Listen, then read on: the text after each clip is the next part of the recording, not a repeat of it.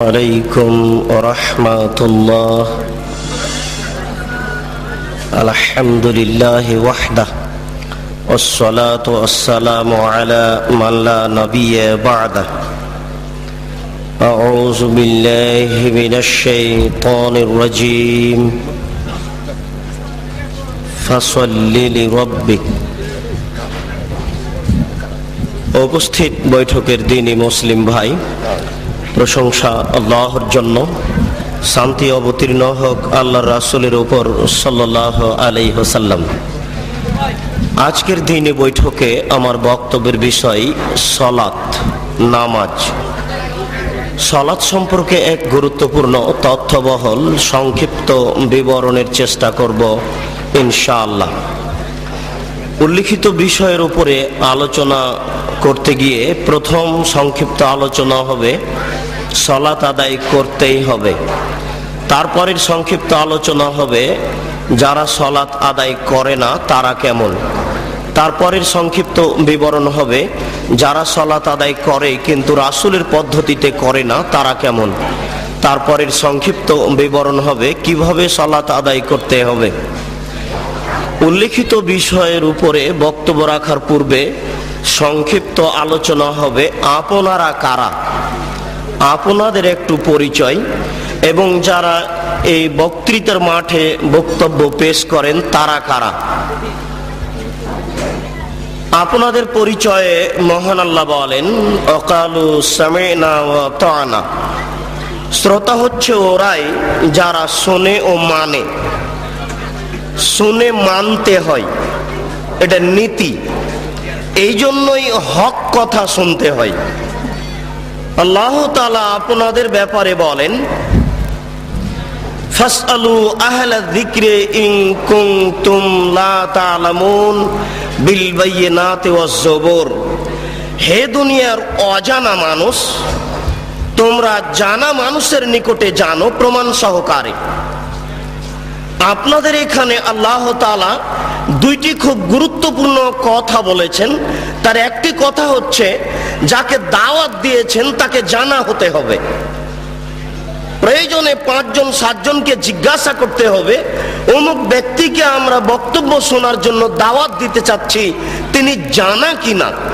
কেননা আল্লাহ তাআলা আপনাদেরকে বলছেন যে জানা মানুষের নিকটে জানতে হবে। দ্বিতীয় যেটা আল্লাহ আপনাদের বলেছেন সেটা হচ্ছে প্রমাণ সহকারে জানতে হবে। প্রমাণ ছাড়া ধর্মের কোনো কথা শোনাও যাবে না, মানাও যাবে না। বড় হুজুর বললেও হবে না, পীর সাহেব বললেও হবে না, বুজুর্গানে দিন বললেও হবে না। কিসের বুজুর্গানে দিন? স্বয়ং ওমর রাদিয়াল্লাহু তাআলা আনহু যদি কোনো কথা বলেন, কথার পিছনে যদি কোনো প্রমাণ না থাকে তাহলে তা গ্রহণীয় হবে না। কিসের বুজুর্গানে দিন? স্বয়ং ওমর রাদিয়াল্লাহু তাআলা আনহু যদি কোনো কথা বলেন, কথার পিছনে যদি কোনো প্রমাণ না থাকে তাহলে তা গ্রহণীয় হবে না। উমর মানে বিরাট মানুষ, উমর মানে খুব বড় মানুষ, উমর এত বড় মানুষ, উমর এত বড় মানুষ, উমর এত বড় মানুষ। আল্লাহর নবী বলছেন যে উমর আনতা তাসলুক ফি তারিকিন লা ইয়াসলুকু শাইতান ফি তারিকিকা। উমর তুমি যে রাস্তা দিয়ে হাঁটো ওই রাস্তা দিয়ে শয়তান হাঁটে না। বুখারী শরীফের হাদিস।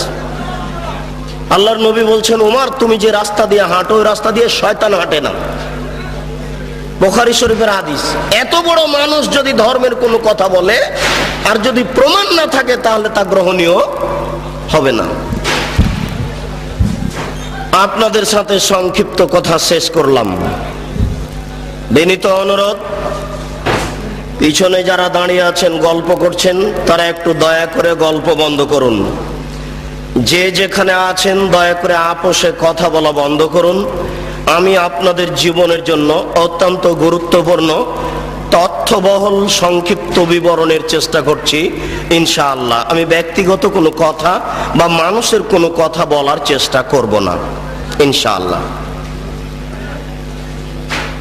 এবার সংক্ষিপ্ত আমাদের কথা, যারা এদেশের মাঠে বক্তব্য রাখছেন তাদের ব্যাপারে আল্লাহ রাসূল বললেন বাল্লিগু আন্নী ওয়ালা আয়া। আমার একটি কথা জানা থাকলেও বলে দাও, আমার দিকে খুব খেয়াল করে থাকতে হবে। এটা হলো প্রথম বাক্য। তিনি বললেন যে আমার একটি কথা জানা থাকলে তা বলে দাও। তারপরে তিনি বললেন যে হাদ্দেসু আন বানি ইসরাইল ওয়ালা হারাজ, বানি ইসরায়েলের কাহিনী বলো, কোনো দোষ নেই। এ হলো দ্বিতীয় বাক্য। এবার তৃতীয় বাক্য বলছেন আল্লাহর নবী, আগের দুটাকে ঠেকিয়ে দিবেন। খুব মনে রাখতে হবে, বক্তব্যের সব অংশ ভুলে গেলে অন্তত দয়া করে এই অংশ না ভুলার চেষ্টা করবেন। আবার বলছি, তিনি বললেন আমার একটি কথা জানা থাকলেও বলে দাও। তিনি বলেছেন আমার। ঘটনা এখনো স্পষ্ট হয়নি কি বলতে যাচ্ছে। দ্বিতীয় বাক্য তিনি বললেন যে বানি ইসরায়েলের কাহিনী বলো, কোনো দোষ নেই। মানে বানি ইসরায়েলের কাহিনী তো সত্য মিথ্যা আছে, আর তার কথা তো সত্য মিথ্যা রয়ে গেছে। মানে তার কথার ভিতরে মানুষ মিথ্যা কথা ঢুকিয়ে দিয়েছে। তৃতীয় বাক্য তিনি বলছেন মান কাযাবা আলাইয়া মুতাআম্মিদান ফালিয়াতাবাওয়া মাকআদাহু মিনান নার, কেউ যদি কোনো কথা আমার দিকে ধাবিত করে, সেই কথা যদি আমার না হয়, তাহলে তার থাকার জায়গা জাহান্নাম। হুজুরের অবস্থা বলা হচ্ছে, কিন্তু যিনি জুব্বা পরে টুপি মাথায় দিয়ে আলখাল্লা পরে রাস্তায় হাঁটছেন, যাকে দেখলেই ভালো লাগে, হাতে তসবিহ আছে। একজন লোক জেনা করলে সরাসরি জাহান্নামে যাবে, এ কথা আল্লাহর নবী বলেননি। একটা লোক চুরি করলে সরাসরি জাহান্নামে যাবে, এ কথা আল্লাহর নবী বলেননি। পিতামাতাকে গালি দেওয়া পৃথিবীর দ্বিতীয় মহাপাপ, পিতামাতার অবাধ্য চলা পৃথিবীর দ্বিতীয় মহাপাপ। এরপরেও যদি মানুষ পিতামাতার অবাধ্য চলে, সরাসরি লোকটা জাহান্নামে যাবে, এ কথা আল্লাহর নবী বলেননি। আল্লাহর নবী প্রথম দুই বাক্য বলার পরে তৃতীয় বাক্য বলে আগের দুই বাক্য ঠেকিয়ে দিয়ে বলছেন, কেউ যদি আমার দিকে কোনো কথা ধাবিত করে, সেই কথা যদি আমার না হয়, তাহলে তার থাকার জায়গা জাহান্নাম। এবার আপনার সাথে আমার কথা, আপনি যেদিন ক্লাস 2-এ পড়েছিলেন, সেদিন একটা গল্প পড়েছিলেন। নবী যে রাস্তা দিয়ে হাঁটতেন, একজন বুড়ি সে রাস্তায় কাঁটা পুঁতে রাখতো। নবীর পায়ে কাঁটা ফুটলে বুড়ি খুশি হতো। একদিন দেখলেন নবী রাস্তায় কাঁটা নাই। তিনি ভাবলেন বুড়ির কিছু হয়েছে।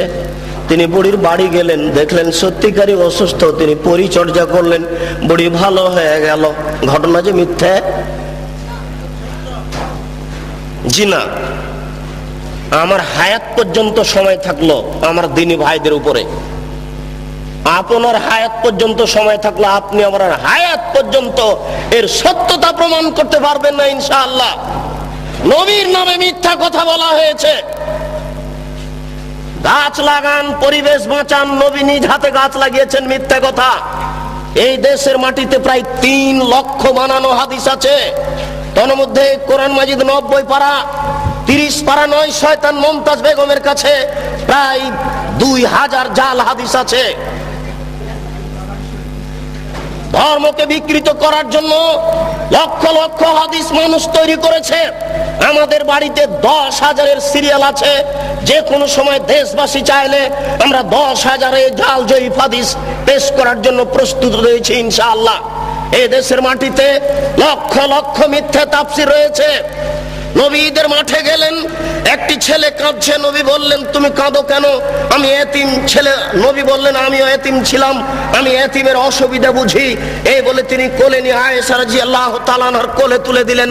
আয়েশা তাকে কোলে নিয়ে আদর করলেন, নতুন পোশাক পরালেন। ছেলে খুশি হয়ে গেল।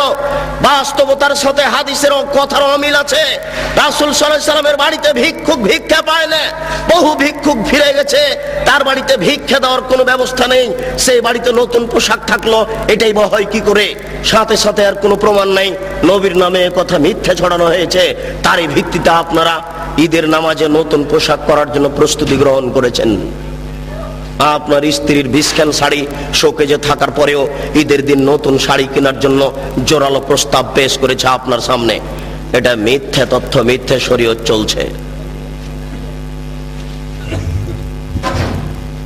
এই দেশের মাটিতে অসংখ্য মিথ্যা কথা আছে। আপনি যেদিন ম্যাট্রিক পরীক্ষা দিয়েছিলেন 40টা হাদিস মুখস্থ করেছিলেন, তার একটি হাদিস হচ্ছে হুব্বুল ওয়াতান মিনাল ঈমান, দেশকে ভালোবাসা ঈমানের অঙ্গ। এটা হাদিস নয়।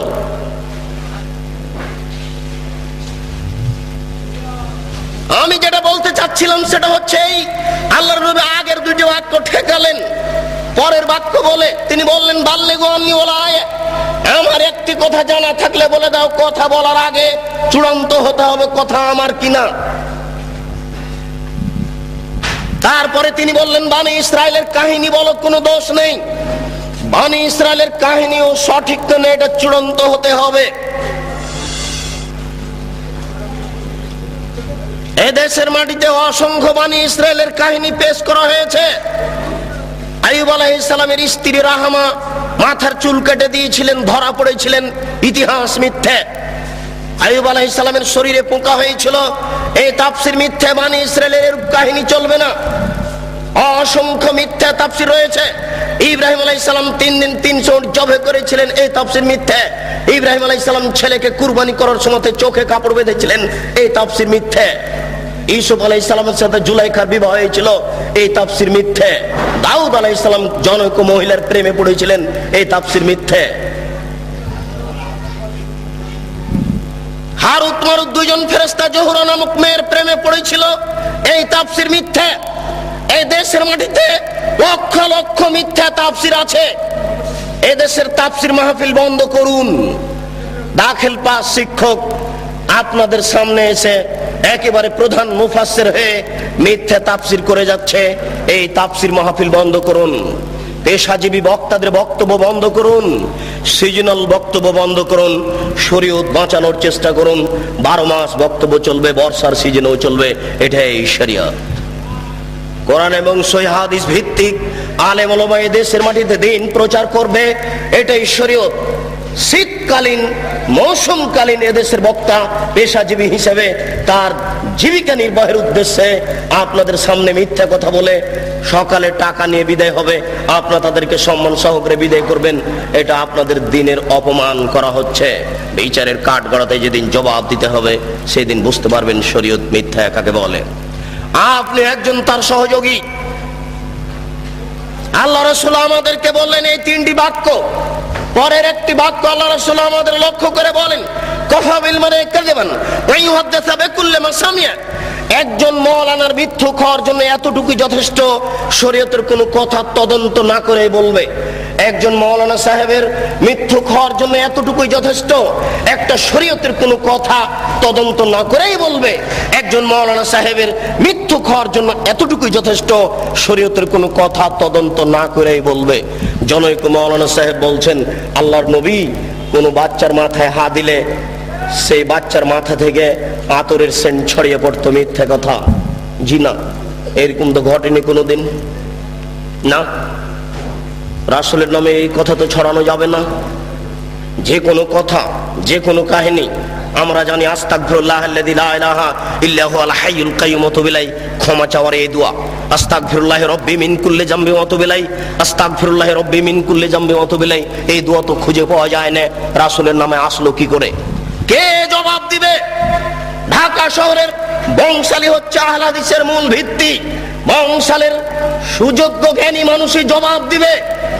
জবাবের জন্য ঢাকা বংশালী দায়ী মূলত, আমি এটাই মনে করি। এখানে আহলে হাদিসের মাদ্রাসা আগে স্থান পেয়েছে। বংশালের মানুষেরাই ঢাকা শহরে আগে থেকে ভিত্তি স্থাপন করেছে। আমরা গ্রাম প্রত্যন্তল থেকে একেবারে পল্লী এলাকা থেকে বংশালে যখন পৌঁছি তখনই মনে করি আহলে হাদিস অধ্যুষিত এলাকায় পৌঁছেছি। এটা আমাদের গৌরবের বিষয়। বংশালের বড় বড় সুবিজ্ঞ মানুষ এর জবাব দিবে। যেই দিন বুদ্ধি হয়েছে সেই দিন থেকে দেখেছি একফিরুল্লাহ লানা ওয়া লাকুম সালাম দেওয়ার সময়তে দোয়া পড়ে আসি।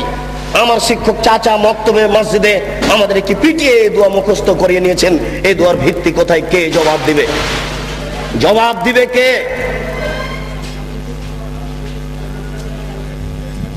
জবাব দেওয়ার জন্য কে প্রস্তুত রয়েছে? আমি সংক্ষিপ্ত আকারে বলে যাচ্ছি, এদেশের এক শ্রেণীর আলেম ধর্ম বিকৃত করছে। আপনারা এটা বিশ্বাস রাখেন তাহলে আপনারা হক পাওয়ার চেষ্টা করবেন। মাছ দিয়ে ভাত খায় মানুষ, কাঁটা ফেলে খায়। বুদ্ধি আছে, কাঁটা সহ খায় না। অতএব শরীয়ত যেটুকু জানতে চাইবে, যেটুকু জানতে হবে সেটুকু প্রমাণ সহকারে জানতে হবে। আমরা শুনেছি আমাদের মা চাচারা গ্রামে বলতেন যে এই শোনো, তোমরা মহিষের কুরবানি দিও না, মহিষের গায়ে লোম কম, গরুর কুরবানি দাও, গরুর গায়ে লোম বেশি। কেন? প্রত্যেক লোম পরিমাণ লোম সমান এক নেকি হবে। মিথ্যা কথা, নবীর নামে মিথ্যা কথা ছড়ানো হয়েছে, জাল হাদিস। এ জবাব দিবে কিয়ামতের মাঠে নেকির পাল্লাই। এই কুরবানির গরু, নাড়ি ভুঁড়ি সবকিছু ওই নেকির পাল্লাই চাপিয়ে দেওয়া হবে। এই হাদিস আমাদেরকে শোনানো হয়েছে, এই হাদিস মিথ্যা। এর জবাব কে দিবে? গরু দিয়ে, উট দিয়ে আকিকে চলে না, এই হাদিস মিথ্যে, এটা জাল হাদিস, রাসূলের উপরে এটা বানিয়ে ছড়ানো হয়েছে। এর জবাব কে দিবে? বাচ্চার কানের পাশে আজান দিতে হবে, এ কথা সত্য। ডান কানে আজান দিতে হবে, বাম কানে ইকামত দিতে হবে, এ হাদিস মিথ্যে। রাসূল এ কথা বলেননি, এই হাদিসের জবাব কে দিবে? মায়ের দিকে সোনজরে তাকালে কবুল হজের সমান নেকি হয়, এ হাদিস মিথ্যে। মায়ের পায়ের নিচে জান্নাত, এ হাদিস সত্য। মায়ের পায়ের নিচে জান্নাত, এ হাদিস ঠিক। মায়ের পায়ের নিচে জান্নাত, এ হাদিস ঠিক। বাপ মায়ের নিচে নিকটে বাপ মায়ের দিকে সুনজরে দেখলে কবুল হজের সমান নেকি হবে, এ হাদিস রাসূলের উপরে মিথ্যা আরোপ করা হয়েছে। এই জবাব কে দিবে? এই জন্য মনে রাখবেন, রাসূল সাল্লাল্লাহু আলাইহি সাল্লাম একদা যাচ্ছিলেন মেরাজে জিবরাইল আলাইহিস সালামের সাথে। তিনি দেখলেন কতগুলি লোকের জিহ্বাকে আগুনের কেঁচি দিয়ে কেটে দেওয়া হচ্ছে, কতগুলি লোকের জিহ্বাকে আগুনের কেঁচি দিয়ে কেটে দেওয়া হচ্ছে। আল্লাহর নবী বললেন, মান হাউলায়ে? জিবরাইল, এরা কারা যাদের জিহ্বা কেটে দেওয়া হচ্ছে? জিবরাইল আলাইহিস সালাম বলেন, হাউলায়ে খুতবাইল উম্মাতিক, এরা হচ্ছে আপনার উম্মতের বক্তা, যারা বক্তৃতা করে বেড়াতো, তাদের জিহ্বা আগুনের কেঁচি দিয়ে কেটে দেওয়া হচ্ছে। কি বুঝলেন? কি বুঝলেন? আর আমি কি বুঝালাম? বুখারী শরীফের এক হাদিসে এসেছে, আল্লাহর নবী বলছেন, ইয়াউমুল কিয়ামা, মাওলানা সাহেবকে কিয়ামতের মাঠে জাহান্নামে নিয়ে যাওয়া হবে। জাহান্নামে নিক্ষেপ করার সাথে সাথে তান্দালে কক্তাবহু, মাওলানা সাহেবের নাড়ি ভুঁড়ি সব ঝরে পড়ে যাবে। মাওলানা সাহেব ঘুরতে থাকবে তার নাড়ি ভুঁড়ির চতুর্দিকে। আপনারা তো শহরের মানুষ, বুঝতে পারবেন কিনা, আমরা তো পল্লীর মানুষ, এই কথা খুব ভালো বুঝি। ধান মাড়ার সময়তে, গরুর পায়ে ধান মাড়ার সময়তে গরু ধানের উপরে এইভাবে ঘুরে।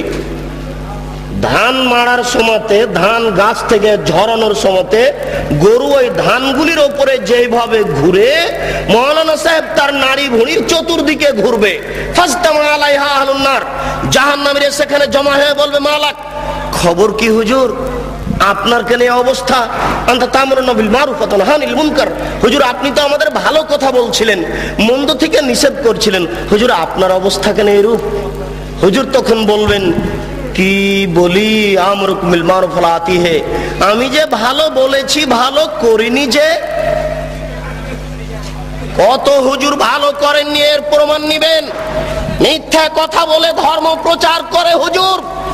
হুজুরকে সকালে 10,000 টাকা দিতে হয়। শতকরা 95 জন বক্তা মিথ্যুকে দেশের মাটিতে আমি ভাঙাচুরা ভিত্তে দ্বারা যা তদন্ত চালিয়েছি, তাতে আমার বুঝ শতকরা 95 জন বক্তা মিথ্যুকে দেশের মাটিতে মিথ্যা কথার ভিত্তিতে দিন প্রচার করছে। আপনাকে সজাগ সোচ্চার হতে হবে, নইলে এই হুজুরেরা ইসলামের গায়ে, ধর্মের গায়ে আগুন লাগিয়ে দিয়েছে। ধাঁধা ধাঁধা করে ধর্ম চলছে।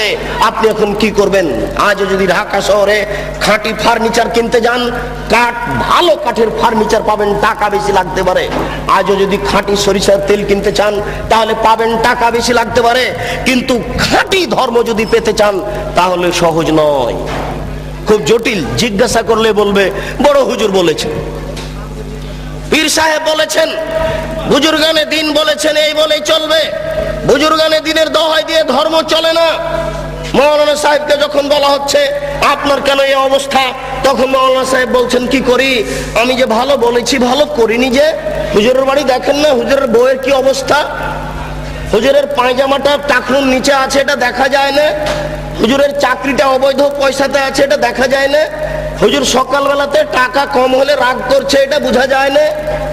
शरीयत की पागल नाकि, शरीयत की हवाई लड्डू, दोनों हाथ में लड्डू है, जो चाहे उसको खा ले, जो चाहे उसको छोड़ दे। ये शरीयत की हवाई लड्डू नाकि, हाका बाका लाड़ू नाकि शरीयत, इच्छा मतो खावे। আপনাদের সাথে ও আমাদের সাথে সংক্ষিপ্ত কথা শেষ করলাম। কোনোদিন যদি সময় সাপেক্ষে বলতে পারি, তাহলে আপনাদের সামনে বিস্তারিত কথা বলবো। প্রথমে বলা হয়েছে সময় অতীব কম। মহান আল্লাহ বলেন,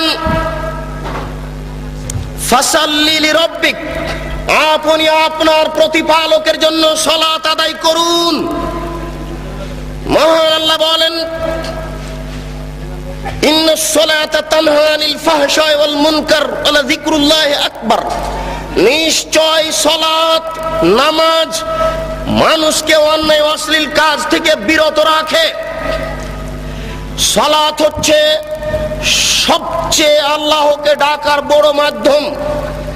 পৃথিবীতে আর কোনো এত বড় মাধ্যম নাই যেই মাধ্যমে আল্লাহকে অত ডাকা যায়। নামাজ সালাত দিয়ে আল্লাহকে যত ডাকা যায়। আমি কিন্তু সালাত বলার চেষ্টা করব। যারা আপনারা শিক্ষিত মানুষ তারা জানেন যে নামের পরিবর্তন হয় না। নাম সব ভাষাতে নামই থাকে। কোরআন বাংলাতেও কোরআন, কোরআন ইংরেজিতেও কোরআন, কোরআন আরবিতেও কোরআন। সালাত নামটি কোরআনে আল্লাহ দিয়েছেন, সালাত নামটি হাদিসে আল্লাহর নবী দিয়েছেন। সালাত পরিবর্তন হয়ে নামাজ হলো কেন? কে এর জবাব দিবে? সালাত মানে প্রার্থনা করা, আর নামাজ মানে হচ্ছে উপাসনা করা। সিয়াম মানে হচ্ছে বিরত থাকা, আর রোজা মানে হচ্ছে উপবাস থাকা। সিয়াম নামটা নবী দিয়েছেন, সিয়াম নামটা আল্লাহ দিয়েছেন। সিয়াম হচ্ছে নাউন, কেন পরিবর্তন হলো এর জবাব কে দিবে? হিন্দু উপবাস থাকে, রোজা সবাই থাকতে পারে, সিয়াম সবাই থাকতে পারে না। সূর্য ওঠার পূর্ব থেকে ফজরের আজান থেকে নিয়ে সূর্য ডুবা পর্যন্ত খাওয়া পান করা যাবতীয় অপছন্দ কথা ও কর্ম থেকে বিরত থাকার নাম হচ্ছে সিয়াম। মাথায় কাপড় না দিয়ে একটা মহিলা রোজা থাকতে পারে, সিয়াম থাকতে পারে না। যাবতীয় অপছন্দ কথা ও কর্ম থেকে বিরত থাকার নাম হচ্ছে সিয়াম।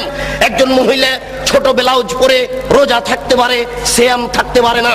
একজন ব্যবসায়ী মিথ্যা কথা বলে ব্যবসা করে রোজা থাকতে পারে, সিয়াম থাকতে পারে না। সিয়াম মানে হচ্ছে বিরত থাকা, আর রোজা মানে হচ্ছে উপবাস থাকা। ঘুম থেকে উঠে সকালে দাড়ি চাঁচার পরে বাজারে যাবে, এই ছেলে রোজা থাকতে পারে, সিয়াম থাকতে পারে না। অসম্ভব হতে পারে না। শরীয়ত এরকম নয়। শরীয়ত কারো ব্যক্তিগত ইচ্ছে চলে না, সে তার নিজের গতিতে চলে। রোজা থাকা সহজ হতে পারে, সিয়াম থাকা সহজ নয়। কে এর নাম দিলে ঈদ মুবারক?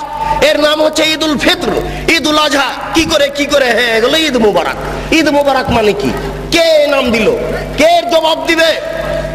অতএব আল্লাহকে ডাকার সবচেয়ে বড় মাধ্যম হচ্ছে সালাত। সালাতের মাধ্যম দিয়ে আল্লাহকে বেশি ডাকা যায়। মহান আল্লাহ বলেন, হাফিজু আলাস সালাওয়াত ওয়াস সালাতিল উস্তা, তোমরা 5 ওয়াক্ত সালাতকে ঠিক মতো আদায় করো, বিশেষভাবে আসরের সালাতকে ঠিক মতো আদায় করো। নবী করিম সাল্লাল্লাহু আলাইহি সাল্লাম যখন মুআয ইবনে জাবালকে পাঠালেন ইয়ামান দেশে, তখন তিনি বললেন, মুআয মনে রাখো, ইন্নাকা তাতি আহলা কিতাবিন, তুমি যাচ্ছ ইহুদি খ্রিস্টানদের নিকটে দ্বীন প্রচার করতে। ফাদহুম ইলা শাহাদাতি লা ইলাহা ইল্লাল্লাহ, সর্বপ্রথম তুমি মানুষকে বলো আল্লাহ ব্যতীত কোনো মাবুদ নেই, মুহাম্মদ আল্লাহর রাসূল।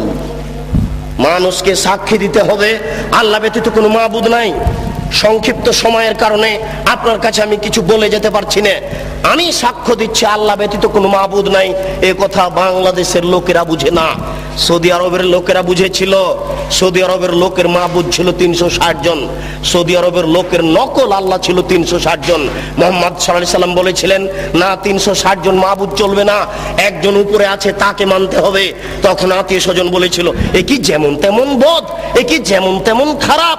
আরে ইহুদি খ্রিস্টানরা তো অন্তত 3 জন মাবুদ মানে, এ বলছে যে 3 জনও নয়, মাত্র একজন সপ্তম আকাশের উপরে থাকে। এটা কি সহ্য করা যায়? একে হত্যা করতে হবে, নইলে বন্দী করতে হবে, নইলে দেশ থেকে তাড়িয়ে দিতে হবে। যে কোনো একটা সিদ্ধান্ত নিতে হবে। তিনি বলেছিলেন লা ইলাহা ইল্লাল্লাহ। তারা বুঝেছিল, আমি বুঝতে পারি না। আমি সাক্ষ্য দিচ্ছি আল্লাহ ব্যতীত কোনো মাবুদ নাই। আমি সাক্ষ্য দিচ্ছি আল্লাহ ব্যতীত কোনো মাবুদ নাই। এই কথা বলার পরে আপনার বাড়িতে যত মূর্তি সাজানো আছে এগুলো একটা রাখা যাবে না। আপনার বোকা স্ত্রী শোকে যে মূর্তি সাজিয়ে রেখেছে, ছবি সাজিয়ে রেখেছে, একটা চলবে না। যদি আপনি রাখেন তাহলে আমি সাক্ষ্য দিচ্ছি আল্লাহ ব্যতীত কোনো মাবুদ নাই, এটা টিকবে না। গোলাপ শাহের মাজার টিকবে না। আমি সাক্ষ্য দিচ্ছি আল্লাহ ব্যতীত কোনো মাবুদ নাই, এই কথা বললে এই কবর টিকে না, উঁচু কবর টিকে না, বাঁধা কবর টিকে না, ছবি মূর্তি টিকে না, কোনো দিবস পালন করা টিকে না। হ্যাঁ দেখে মানুষের ভাগ্য পরীক্ষা করা টিকে না, কোন প্রকার শিরক টিকে না। আমি সাক্ষ্য দিচ্ছি মুহাম্মদ সাল্লাল্লাহু আলাইহি ওয়াসাল্লাম তার রাসূল এই কথা বললেন, নিজ ইচ্ছায় কোনো ধর্ম চলে না। আপনি দান করলেন, মাওলানা সাহেব বললেন নারায়ে তাকবীর, মারহাবা, আল্লাহু আকবার, জি না, অসম্ভব চলবে না, এটা হুজুরের সুন্নাত।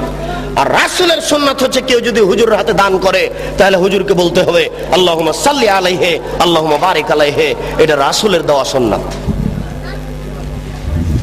মুফাসসির সাহেব বলেন লা ইলাহা ইল্লাল্লাহ। মুফাসসির সাহেবের কি স্টাইল, বলতে বলতে মুফাসসির সাহেব একবার বলছেন কি তার ঢং, লা ইলাহা ইল্লাল্লাহ মুহাম্মাদুর রাসূলুল্লাহ, মুহাম্মদ রাসূলুল্লাহ তো জিকিরের সাথে লাগিয়ে দিচ্ছেন। মুফাসসির সাহেবের এটা জানা নাই যে জিকির হচ্ছে লা ইলাহা ইল্লাল্লাহ। আল্লাহ রাসূল বলেছেন আফজালু যিকরি লা ইলাহা ইল্লাল্লাহ ওয়া আফজালু দুআই আলহামদুলিল্লাহ, সবচেয়ে উত্তম জিকির হচ্ছে লা ইলাহা ইল্লাল্লাহ। এই পর্যন্ত শেষ। না, আমি বুঝাতে পারছি না, আমি মনে হয় আপনাদের বুঝাতে পারছি না, আমি স্পষ্ট নই, আমি কিন্তু চাঁপাই নবাবগঞ্জের মানুষ, এই হিসেবে আমার ভাষা আপনার কাছে কিছুটা অস্পষ্ট থেকে যেতে পারে। আপনার দিকে লক্ষ্য করে আমি পূর্ণ বুঝাতে পারছি কিনা এতে আমি সন্দেহের মধ্যে রয়েছি। আমি যদি পূর্ণ বুঝাতে না পারি তাহলে আমি সফলতা অর্জন করতে পারছি না। আমি বলছি লা ইলাহা ইল্লাল্লাহ মুহাম্মাদুর রাসূলুল্লাহ জিকিরে চলবে না, এটা প্রথম অন্যায়। দ্বিতীয় অন্যায়, তিনি জোরে বললেন কেন? তিনি জোরে বলতে বললেন কেন? আল্লাহ বলছেন চুপে বলো, নবী বলছেন চুপে বলো, আর মুফাসসির জাহের বলছে জোরে বলো। এখন আপনারা কি করবেন দেখি? বংশালের বুদ্ধিমান মানুষ, সচেতন মানুষ, অর্থশীল মানুষ কি বলেন? আল্লাহ বলছেন চুপে বলতে হবে, বাধ্য। আল্লাহর নবী বলছেন চুপে বলতে হবে, বাধ্য। হুজুর বলছেন আরো জোরে বলেন, আপনি কি করবেন? অতএব রাসূলের সুন্নাত অনুপাতেই চলা ছাড়া কোনো গত্যন্তর নেই। নবী করিম সাল্লাল্লাহু আলাইহি সাল্লাম বললেন মুআজ, শোনো, তারা যদি এটা মেনে নেয় তাহলে তুমি বলো ইন্নাল্লাহ কাদ ফারাজ আলাইহিম খামসা সালাওয়াতিন ফিল ইয়াউমি ওয়াল লাইলা, 24 ঘন্টায় আল্লাহ তাআলা 5 ওয়াক্ত সালাত নামাজ ফরজ করেছেন। 5 ওয়াক্ত সালাত আদায় করতে হবে। সংক্ষিপ্ত বিবরণে বুঝলাম আল্লাহ তাআলা সালাত ফরজ করেছেন, নবী সালাত ফরজ করেছেন, সালাত আদায় করতেই হবে। ওযু করে নামাজ পড়তে হয়, পানি পাওয়া যায় না, বিনা ওযুতেই সালাত আদায় করতে হবে। পানিও নাই, মাটিও নাই, বিনা ওযুতে বিনা তায়াম্মুমে সালাত আদায় করতে হবে। পরিষ্কার কাপড় পরে সালাত আদায় করতে হয়। পরিষ্কার কাপড় নেই, যেই কাপড়ে পেশাব পায়খানা লেগে আছে, যেই প্যান্টে পেশাব লেগে আছে, আর কোনো পরিষ্কার কাপড় নেই, এই পেশাবওয়ালা কাপড়েই সালাত আদায় করতে হবে। পরিষ্কারও নেই, অপরিষ্কারও নেই, কোনো কাপড়ই নেই। ইরাকের কারাগারে ওই শয়তানেরা উলঙ্গ করে রেখেছে ওই মুসলমান ভাইকে, ও এখন এই উলঙ্গ অবস্থাতেই সালাত আদায় করবে, এটাই রাসূলের আদেশ। একজন মহিলা ও পুরুষ পরিষ্কার কাপড় পরে সালাত আদায় করবে। পরিষ্কার নেই, অপরিষ্কার কাপড় পরে সালাত আদায় করবে। পরিষ্কারও নেই, অপরিষ্কারও নেই, কোনো কাপড়ই নেই, উলঙ্গ নগ্ন অবস্থায় সালাত আদায় করবে, করতেই হবে। পশ্চিম দিকে মুখ করে সালাত আদায় করতে হয়। পশ্চিম বুঝা যায় না, বিনা পশ্চিমে সালাত আদায় করতে হবে। শত্রু তাড়া দিয়েছে, দৌড়ানো অবস্থায় সালাত আদায় করতে হবে। দাঁড়িয়ে সালাত আদায় করতে হয়, দাঁড়িয়ে থাকা যায় না, বসে সালাত আদায় করতে হবে। বসে থাকা যায় না, শুয়ে, বিছানায় শুয়ে সালাত আদায় করতে হবে, করতেই হবে। সালাত আদায় করতে হবে না এরকম কোন পরিস্থিতি অন্তত পুরুষের জন্য নেই। মহিলার জন্য দুই একদিন কিছুদিন আছে, পুরুষের জন্য এরকম কোনো সময় নাই যে সময়ে সালাত আদায় করতে হবে না, এরকম কোনো পরিস্থিতি নেই। মাওলানা আশরাফ আলী থানভী হানাফি রাহিমাহুল্লাহ একটা ফতোয়া দিয়েছেন, যদিচ ফতোয়াটি ঠিক হয়নি। তিনি বলছেন একজন মহিলার যদি অর্ধেক বাচ্চা প্রসব হয় আর অর্ধেক বাচ্চা প্রসব হতে যদি বাকি থাকে, তাহলে অর্ধেক বাচ্চা নিয়ে যদি নামাজের টাইম হয়ে যায় তাহলেও তাকে নামাজ পড়তে হবে।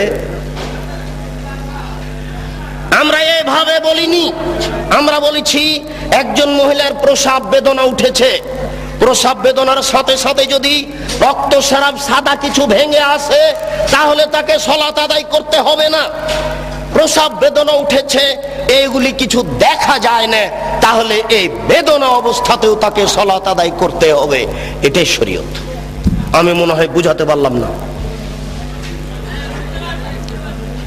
বলছিলাম এই সংক্ষিপ্ত বিবরণে যে কোনো মূল্যে সালাত আদায় করতে হবে।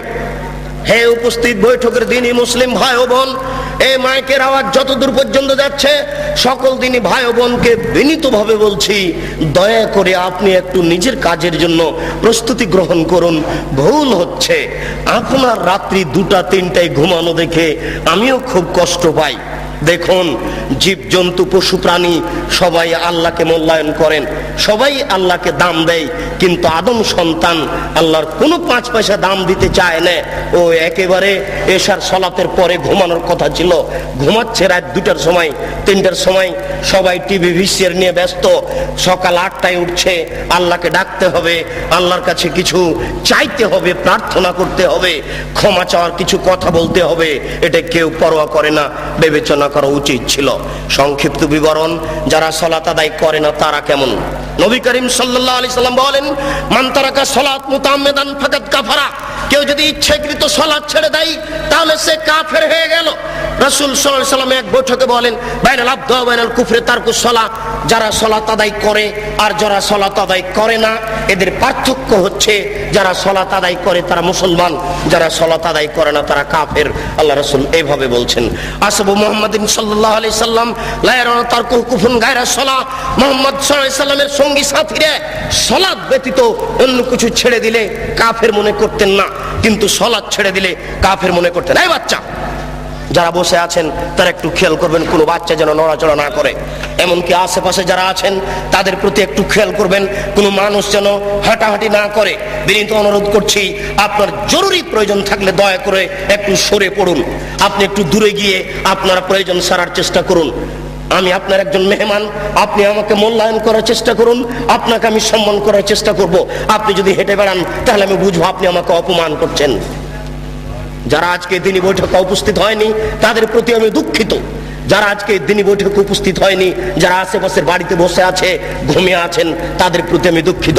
বিচারের কাঠগড়া আমি তাদের দেখে ছেড়ে দেব। সুদূর চাঁপাইনবাবগঞ্জ থেকে আমি দিন প্রচারের জন্য আসবো। এখানে আমি কোনো মিথ্যা কথা বলতে আসিনি, আমি ব্যক্তিগত কোনো কথা বলতে আসিনি, এখানে আমি কোনো কিস্সা কাহিনী বলতে আসিনি। আপনার দরজা আমি এসেছি, আপনি বাড়িতে ঘুমিয়ে আছেন কেন? আপনি কি মনে করছেন? আমি মনে করছি আপনি আমার সাথে অন্যায় আচরণ দেখালেন। বলছিলাম, হে আমার দিনী ভাই, রাসূল সাল্লাল্লাহু আলাইহি সাল্লাম বলেন, উমিরতু আন উকাতিলান নাস হাত্তা ইয়াকুলু লা ইলাহা ইল্লাল্লাহ ওয়া ইউকিমুস সালাহ ওয়া ইউতুজ যাকাত। আমাকে বলা হয়েছে মানুষের বিরুদ্ধে আমি যুদ্ধ চালিয়ে যাব যতক্ষণ পর্যন্ত লা ইলাহা ইল্লাল্লাহ না বলবে এবং যতক্ষণ পর্যন্ত সালাত আদায় না করবে। যারা সালাত আদায় করে না তাদের বিরুদ্ধে আমি যুদ্ধ চালিয়ে যাব, মারবো না হয় মরবো। যারা সালাত আদায় করে না, নারী হোক পুরুষ হোক, তাদের বিরুদ্ধে আমি যুদ্ধ চালিয়ে যাব, মারবো না হয় মরবো।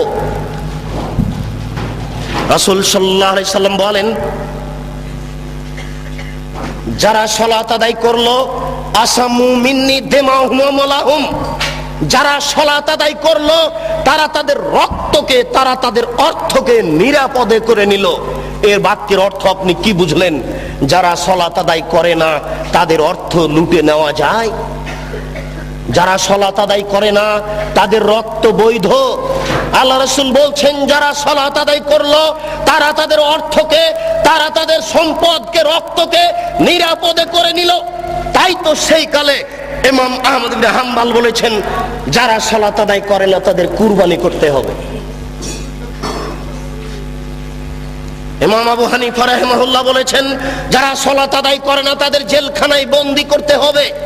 আরবি বিদ্বানগণ বলেছেন, বর্তমান আরবি বিদ্বান বলছেন, যারা সালাত আদায় করে না, স্ত্রী করে স্বামী করে না, বিবাহ থাকবে না, বিচ্ছিন্ন হয়ে যাবে, বলাই লাগবে না, এমনিতে বিবাহ কেটে গেছে। স্বামী সালাত আদায় করে, স্ত্রী করে না। বর্তমান আরবি বিদ্যানেরা এসব হাদিস পেশ করে বলছেন যে একজন সালাত আদায় করে, একজন করে না, এতে বিবাহ থাকবে না, বিবাহ বিচ্ছিন্ন হয়ে যাবে, বিবাহ কেটে যাবে, তালাক দেওয়া লাগবে না, কাজীর কাছে যাওয়া লাগবে না, এমনিতেই শেষ। আমরা আপনাদের সতর্ক করার জন্য বলছি, হ্যাঁ আমার উপস্থিত বৈঠকের দিনই ভাই, যারা সালাত আদায় করে না তারা মহাপাপী, যারা সালাত আদায় করে না তারা বড় পাপী। সালাত আদায় করেননি অতীতে, আপনি আজ থেকে তওবা করে ক্ষমা চেয়ে আল্লাহর দরবারে বলুন, প্রতিপালক তোমার সাথে জড়িত পাপ সহজেই ক্ষমা হয়, অতএব তোমার দরবারে অনুতপ্ত সহকারে ক্ষমা চেয়ে বলছি, আর কোনোদিন সালাত আদায় সালাত ছাড়বো না। অতীতের কারণে তুমি আমাকে ক্ষমা করো, ভবিষ্যতে তুমি আমাকে সঠিকভাবে সালাত আদায় করার তৌফিক দান করো, আল্লাহুম্মা আমিন। সালাত যেহেতু আল্লাহর সাথে সম্পৃক্ত পাপ, সহজেই ক্ষমা হবে বলে আশা করা যায়। গীবাত আল্লাহর সাথে জড়িত পাপ নয়, মানুষের সাথে জড়িত পাপ। বড় ছেলেকে এই বাড়িতে লিখে দেওয়া হয়েছে, আর ছেলে মেয়েকে লিখে দেওয়া হয়নি, এটা হচ্ছে মানুষের সাথে জড়িত পাপ। এইগুলো তওবা করে ক্ষমা হয় না। আমি বংশালের একজন কসাইখানাতে গোস্ত আমি বিক্রি করি, প্রত্যেক দাঁড়িতে 100 করে গোস্ত কম দিই, এটা তওবা করে ক্ষমা হবে না। যত মানুষকে গোস্ত কম দেওয়া হয়েছে সমস্ত মানুষকে গোস্ত ফেরত দিতে হবে, সবার কাছে ক্ষমা চেয়ে নিতে হবে, অন্যথায় এই পাপ ক্ষমা হবে না। এটা খুব জটিল ও কঠিন। মানুষের সাথে জড়িত পাপ উপরে ক্ষমা হয় না, মানুষের সাথে জড়িত পাপ উপরে ক্ষমা হয় না। আপনি আমার বদনাম করেছেন, গীবাত করেছেন, হজ করতে গিয়ে বলছেন কাবা ঘরের গিলাফ ধরে, আল্লাহ আমি উমুকের বদনাম করেছি, দয়া করে আমাকে ক্ষমা করে দাও। আজীবন ক্ষমা চেয়ে আল্লাহ ক্ষমা করবেন না, এরকম পাপ তিনি ক্ষমা করবেন না ঘোষণা করে দিয়েছেন। বলছিলাম সালাত আদায় করিনি, যে আল্লাহর সাথে জড়িত পাপ। আমার আজকে 50 বছর বয়স। আল্লাহর নবী বলেছেন সালাতের জন্য কোনো সময় নাই, ফরজ সালাতের জন্য কোনো সময় নেই। আমি প্রতিদিন সালাত আদায় করি। আজকে রাত্রে 2টায় ঘুমিয়েছি, ঘুম থেকে উঠে দেখছি যে সকাল 9টা বেজে গেছে। আমরা কিন্তু ছোট থেকে শুনেছি যে ফজরের সালাত যদি ছুটে যায় তাহলে পরের দিন ফজরের টাইমে পড়তে হবে, আর মধ্যখানে পড়া যাবে না। আল্লাহ নবী বলছেন জি না, যখনই স্মরণ হবে তখনই পড়ো, যখনই ঘুম ভাঙে তখনই পড়ো। যদি সকাল 9টায় ঘুম ভাঙে 9টায় ফরজ, ফজর 9টায়। যদি 7টায় ঘুম ভাঙে ফজর 7টায়। যদি সূর্য উঠার সময়তে ঘুম ভাঙে ফজর সূর্য উঠার সময়। আমি মনে হয় বুঝাতে পারছি না। ফরজ সালাতের কোনো সময় নেই। যখনই আপনি বুঝতে পেরেছেন যে আমার সালাত ছুটে গেছে, এটা তখনই আপনি পড়ুন, যখন সময় পেয়েছেন। যার জন্য আল্লাহ রাসূল বলছেন মুরু আওলাদাকুম বিসসালাত ওয়া মাবনু সাবি সিনিনা, তোমরা তোমাদের ছেলে মেয়েকে সালাত আদায় করতে বলো যখন তার বয়স 7 বছর। ওয়াজরিবুহুম আলাইহা ওয়া হুম আবনা 10 সিনিনা, পিটিয়ে সালাত আদায় করাও যখন তার বয়স 10 বছর। 10 মাস 10 দিন পেটে রাখতে পারলেই মা হওয়া যায় না।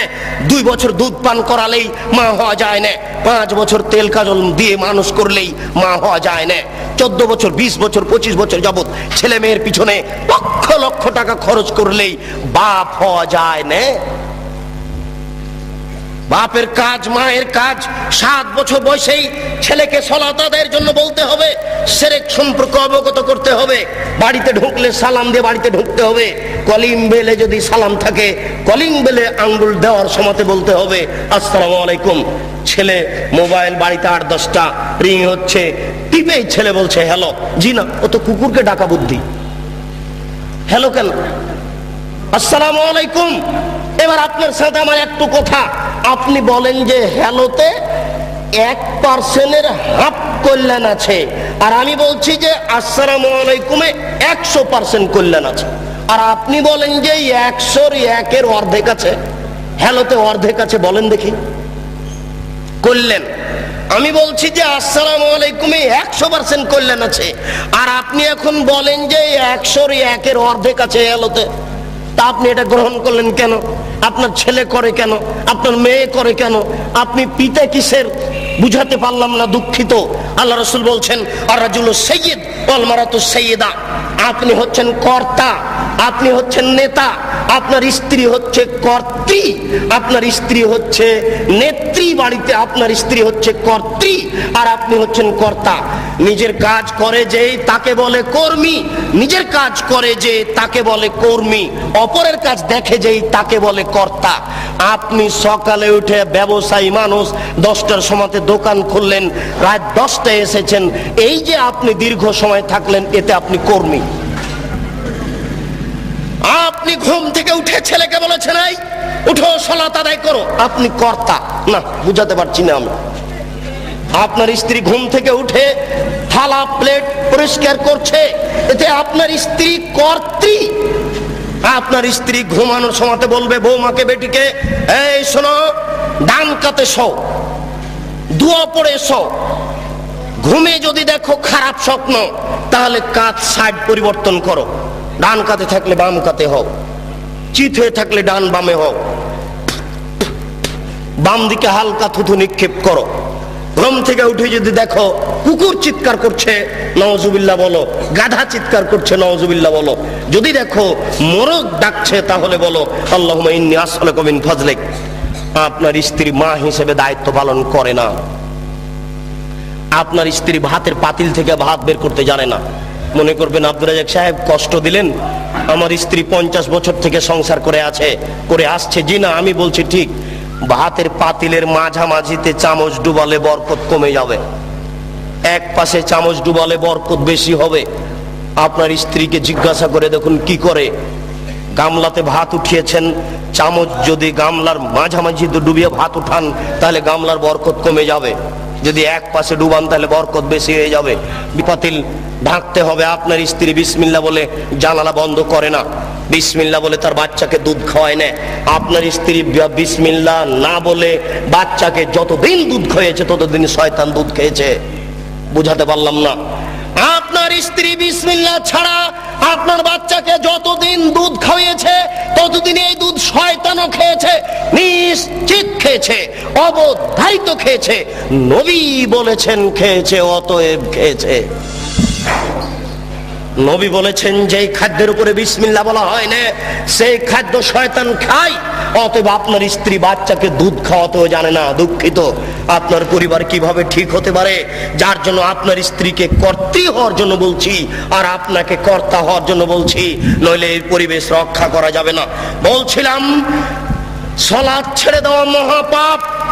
সালাত ছাড়লে মানুষ বড় পাপী হয়ে যায়। আপনারা সালাত আদায়ের চেষ্টা করুন। পরের সংক্ষিপ্ত বিবরণ, যারা সালাত আদায় করে কিন্তু রাসূলের পদ্ধতিতে করে না, এরা কেমন? প্রত্যেকটা কথা হিসাব করতে হবে।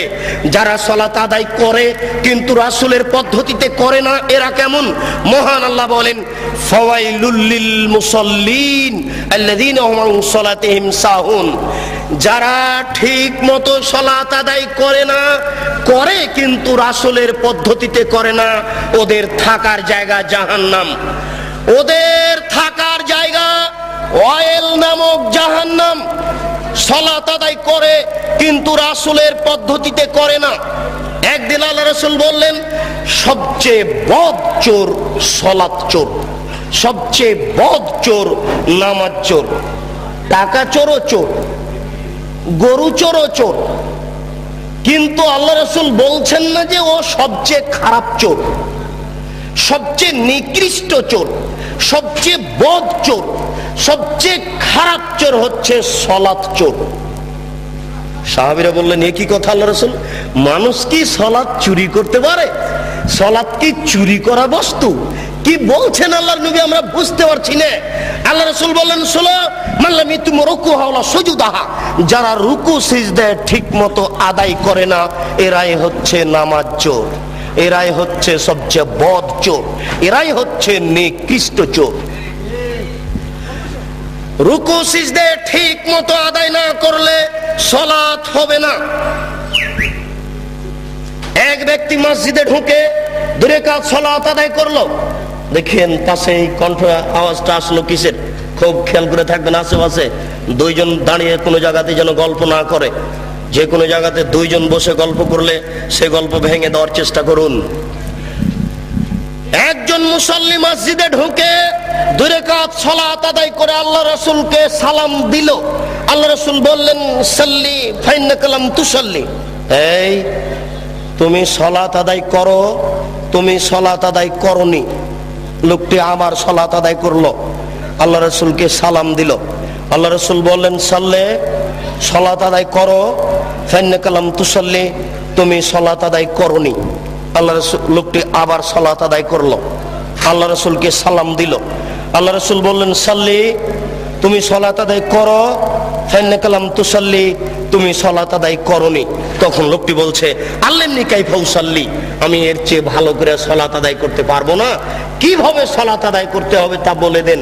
আমি আপনাকে বলছি, আল্লাহর নবী বললেন না যে তুমি তো সালাত আদায় করেছো কিন্তু খুব একটা ভালো হয়নি, এই জন্য ভালোভাবে করো, এইভাবে তিনি বললেন না।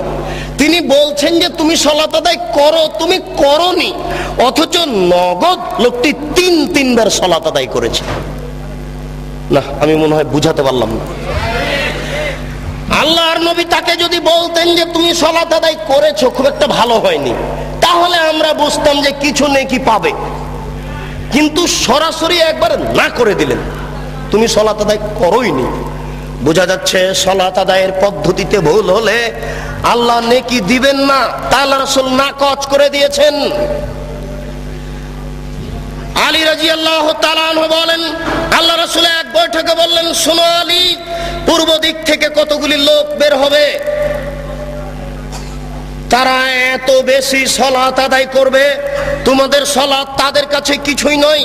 তুহকিরুনা সালাতাকুম মা সালাতিহিম, তোমরা তোমাদের সালাতকে তাদের সালাতের তুলনায় একেবারেই কম মনে করবে। সিয়ামাকুম মা সিয়ামিহিম, তারা এত রোজা রাখে, এত সিয়াম পালন করে, তোমাদের সিয়াম, তোমাদের রোজা তাদের কাছে কিছুই নয়, তারা খুব বেশি বেশি সিয়াম পালন করে।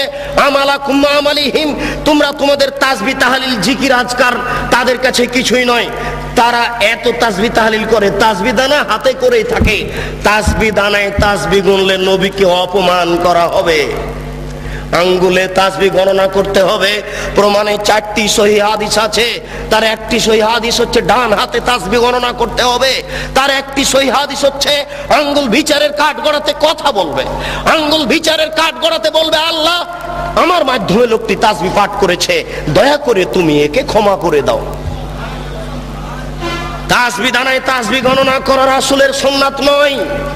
আল্লাহ রাসূল বলছেন, তারা এত তাসবিহ তাহলিল জিকির আজকার করবে, তোমাদের জিকির তাদের কাছে কিছুই নয়, তোমাদের সালাত, তোমাদের নামাজ, তোমাদের রোজা, তোমাদের জিকির আজকার তাদের কাছে কিছুই নয়।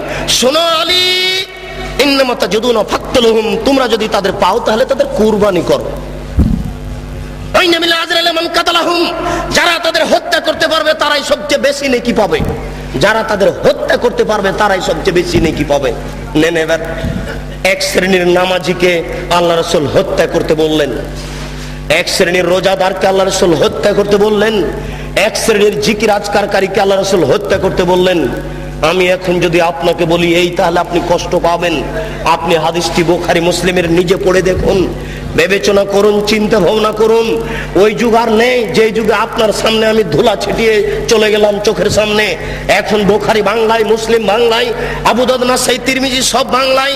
আপনিও কালকে সকালে এই হাদিসগুলি পড়ে দেখতে পারেন, আপনি যাচাই বাছাই করুন। আপনি বিবেকবান মানুষ, আপনার বিবেকের সামনে একটা অহেতুক কথা বলে চলে যাব, এটা হয় না।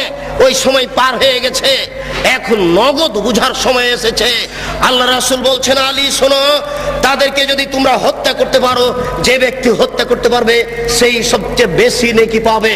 তাহলে বোঝা যাচ্ছে যে সব সালাত আল্লাহর দরবারে কবুল হবে না। কবুল হওয়া তো দূরের কথা, ওই ব্যক্তি হচ্ছে হত্যার যোগ্য। কেন? ওইভাবে সালাত আদায় করে রাসূলকে অপমান করেছে। যদিচ এদের একজন বড় মৌলানা আব্দুর রব খুলনা বলছেন, এই দল সে দল, এই দল টুঙ্গির দল। আমরা এই কথা বলতে চাচ্ছি না। তারা যাই হোক না কেন, যে ব্যক্তি হোক না কেন, আপনার সালাতটা ঠিক হচ্ছে কিনা আপনি এখন থেকে প্রস্তুতি গ্রহণ করুন, এটা আমার অনুরোধ। সংক্ষিপ্ত বিবরণে বলছিলাম, হে আমার উপস্থিত বৈঠকের দিনী মুসলিম ভাই ও বোন, রাসূলের পদ্ধতিতে সালাত আদায় না করলে ওই সালাত হবে না। এখানে একটা গুরুত্ব পেশ করতে গিয়ে আর একটি কথা বলছি। আসরের টাইমে আল্লাহ রাসূল এরকম গিলাস হাতে করে পানি পান করে নিয়ে বললেন, দেখো এটা রমজান মাস, আমি সিয়াম ছেড়ে দিলাম। আসরের সালাতের পরে আমি রোজা সিয়াম ছেড়ে দিলাম, তার মানে তোমরাও ছেড়ে দাও। কিছুক্ষণ পরে রাসূলের কাছে সংবাদ পৌঁছিল, এখনো কিছু লোক সিয়াম আছে। তাদের দাবি যারা পারে না তারা ছেড়ে দিবে। আমরা তো পারি, আমাদের কি অসুবিধা, আমরা কেন ছাড়বো? আল্লাহ রাসূল বললেন, উলাইকা হুমুল ওসাতো, উলাইকা হুমুল ওসাতো, উলাইকা হুমুল ওসাতো। যারা এখন রোজা আছে ওরা নাফরমান, যারা এখন রোজা আছে ওরা নাফরমান, যারা এখন রোজা আছে ওরা নাফরমান।